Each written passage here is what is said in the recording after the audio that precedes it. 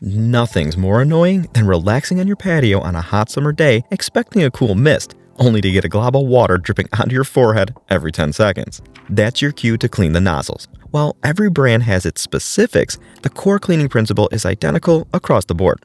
First, disconnect the water and cut the power to the pump, and then use the drain valve to bleed any leftover water from the lines. Once the lines are clear, disassemble your nozzles and set them on a workbench. Most of these unscrew by hand, but depending on the brand, you might need a flathead screwdriver to get them loose. And while you're at it, pop that O-ring seal. You'll usually find it nestled in a groove at the base. Gently lift it free with a small flathead, and be careful not to damage the body. Just a heads up, check your brand first. Aeromist, for example, says you can leave theirs on if you're using their specific cleaner. For the cleaning solution, you have 3 options. The 50-50 mix of white vinegar and water is the go-to for regular maintenance because it's affordable, sustainable, and cleans brass without any harsh chemicals. If you're a hard water area, consider a dedicated calcium, lime, and rust (CLR) remover. It's aggressive on mineral deposits, so wear gloves and keep the area ventilated.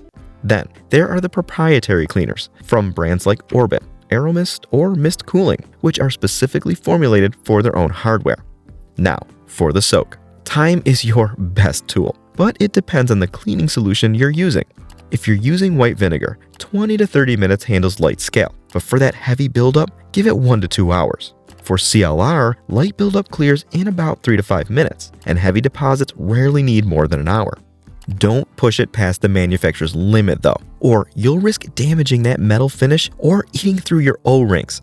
For proprietary cleaners, 15 to 30 minutes is the sweet spot, but always check their specific label for those heavy-duty clogs. If you still see scale on the outside, grab a soft bristle nylon brush and give it a light scrub. And don't make the mistake of using a wire brush. I did that once and it ruined the spray pattern.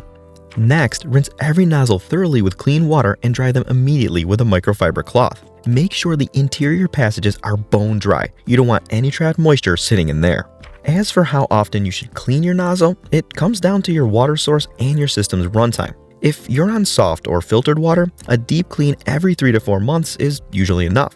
But if you're using hard water, clean it every 6 to 8 weeks. For systems running 24/7, clean every 2 to 3 months. And for seasonal setups, clean before and after use.